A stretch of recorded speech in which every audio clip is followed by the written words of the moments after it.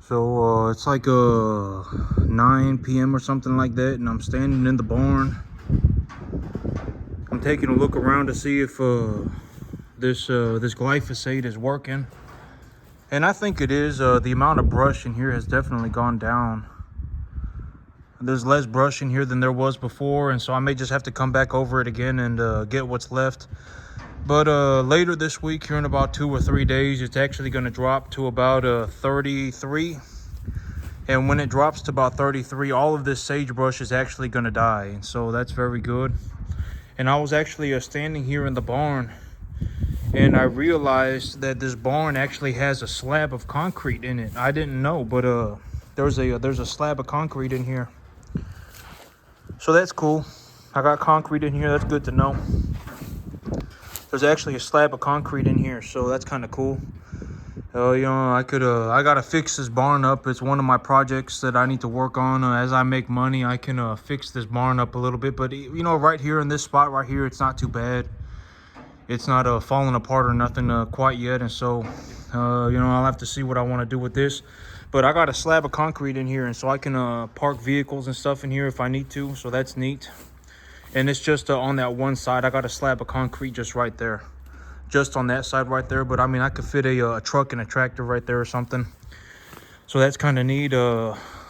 This whole property, I'll have it situated by the end of this month. And so right now things are going good.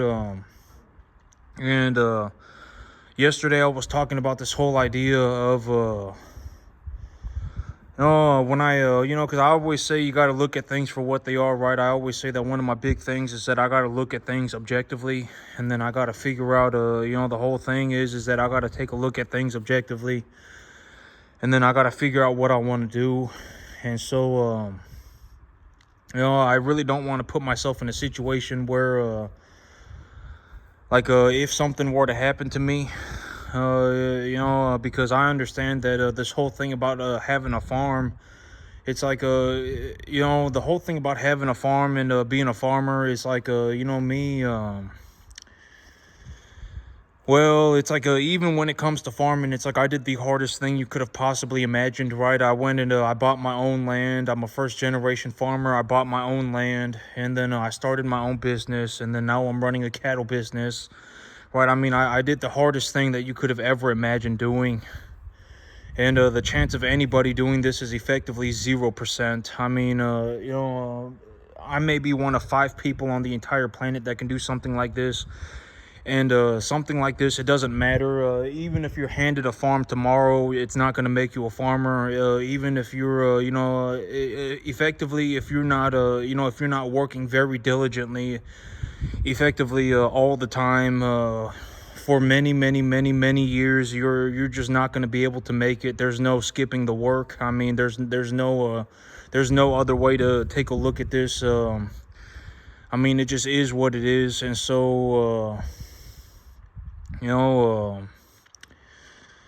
I figured I want to plan my exit and my entry at the same time. I want to see how am I going to go into this thing, and then how am I going to go out. And so I've already talked about it in terms of my bigger, broader view on farming is that my exit is going to be death. All right. I've talked about this in the past. I've spoken about this. My exit is my big plan is that I'm going to farm, and then one day I'm just going to drop dead in the middle of my field, and then I can be buried on my field, and we'll just call it a day. Right. Don't worry about it too much. And, and then, I guess we just call it a day, right? And so, but my exit is going to be death, all right? I plan to farm every single day for the rest of my life until the day that I die. And, but when I plan my exit, planning my exit is going to effectively, I was thinking about this, what do I want my exit to look like? I mean, who knows, one day, but it's like, you never know, right? I mean, knock on wood, God forbid. And it would be great if I got to live a very long life. and it would be fantastic to live a very long life and just become a better farmer every single day for as long as I live, and then et cetera, et cetera. That'd be great. But there is also the possibility that this barn falls on my head, right? I mean, this barn could fall on my head right now, and then boom, it could be a done deal for me. And so, what do I want to plan? What do I see my exit being? And it's like, maybe one day there could be somebody that takes over the farm or something. But realistically, it's like when I plan my exit. Unless things change, the big idea is going to be so that I have a large amount of cash, and the big idea would be, I was thinking about something like, like even if I were to pass away today, if my cattle were liquidated, and then it wouldn't be I mean, the amount of money that I have saved in my properties.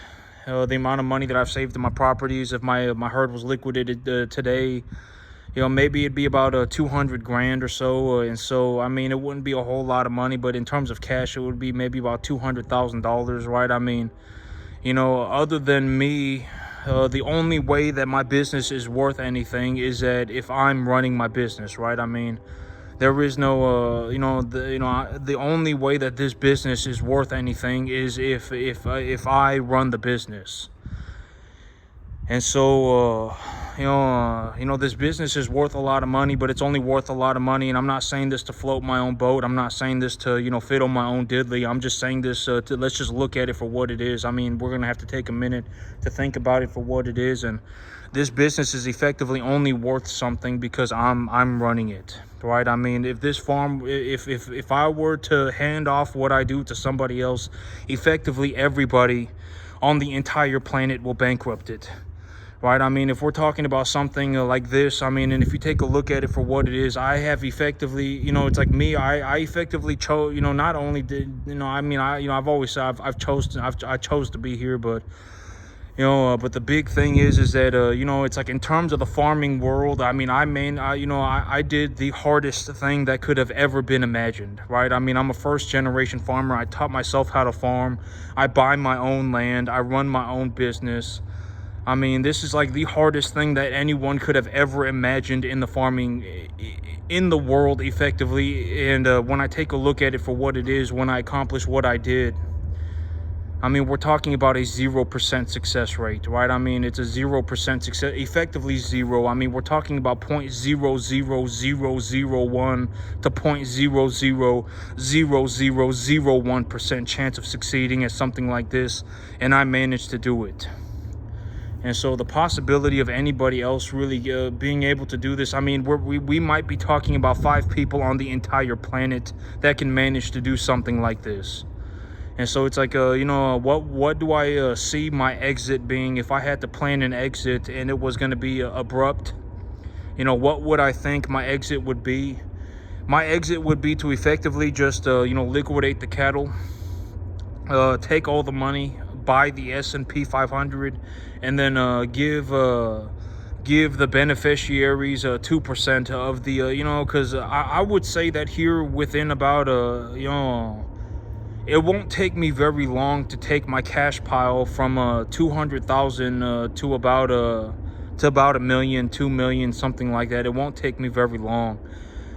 And so $2 million in the S&P 500. If the S&P 500 goes up by I think it's got like a 2.5% dividend or something, and it also averages going up about 7% a year or something like that. And so even if it's like they got my beneficiaries were not allowed to touch the equity of the stock, and they were also only given it's effectively they would be getting $40,000 a year, and then with the big intentions of the stock portfolio going up in value, right?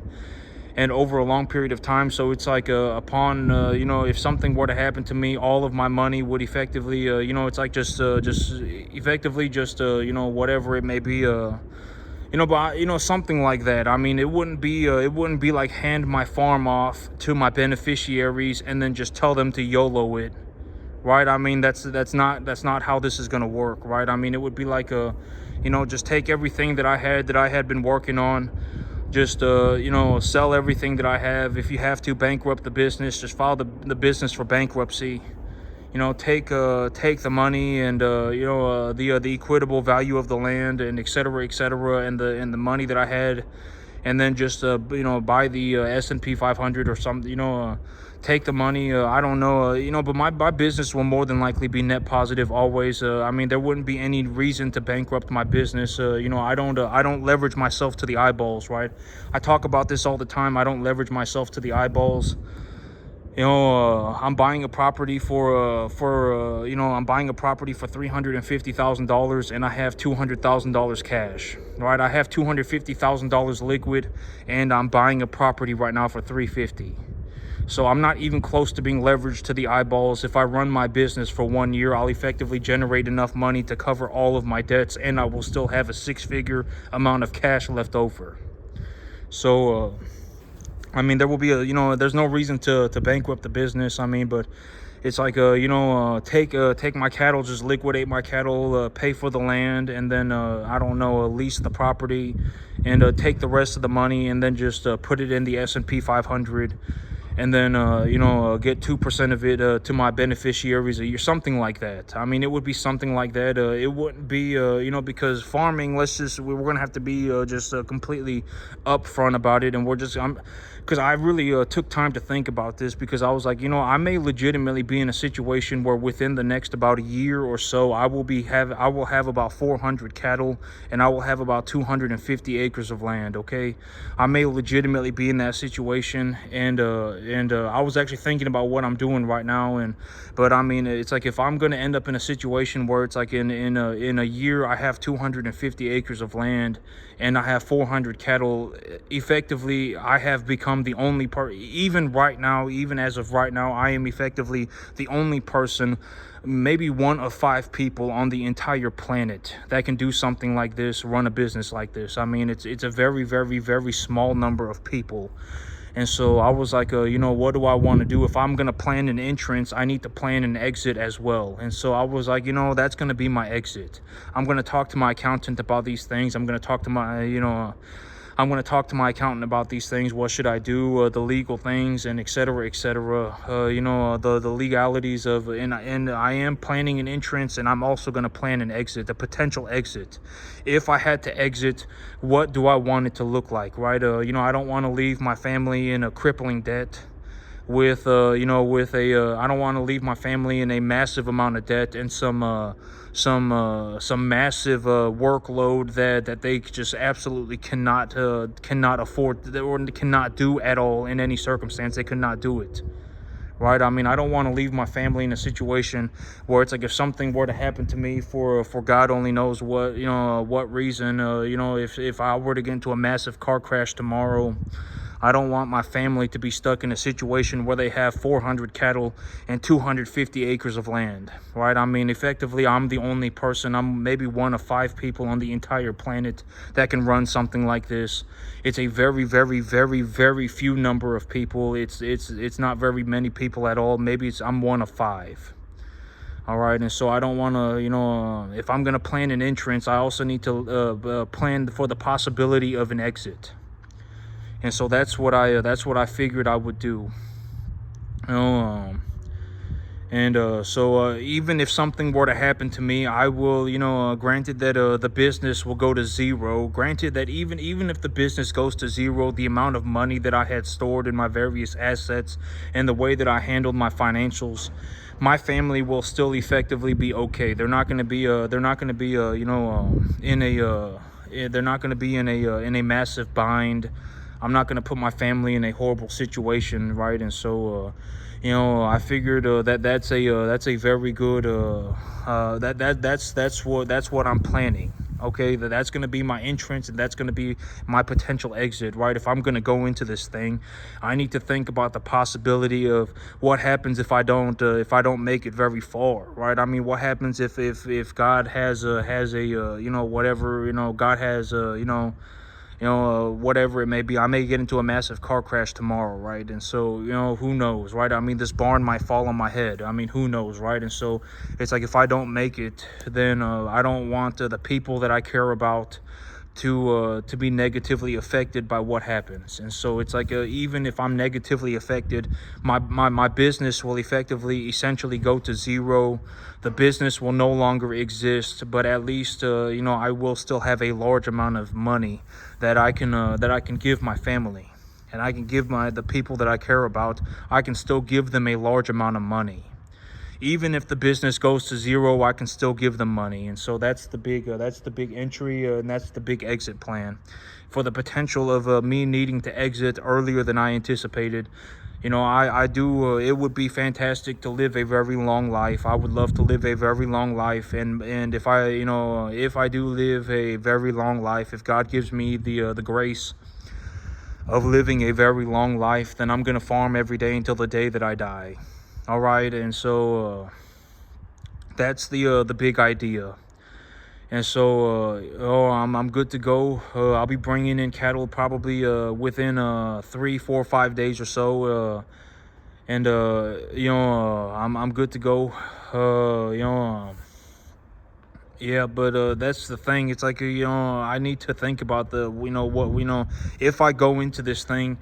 And even right now, it's borderline getting to a point where it's like, you know, things are becoming, it's already at a point where it's like, I'm the only person like a one of 5 people on the entire planet that can do something like this.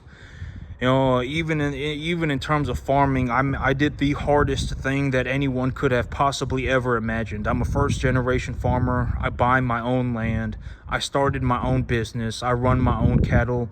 I grow my own grass.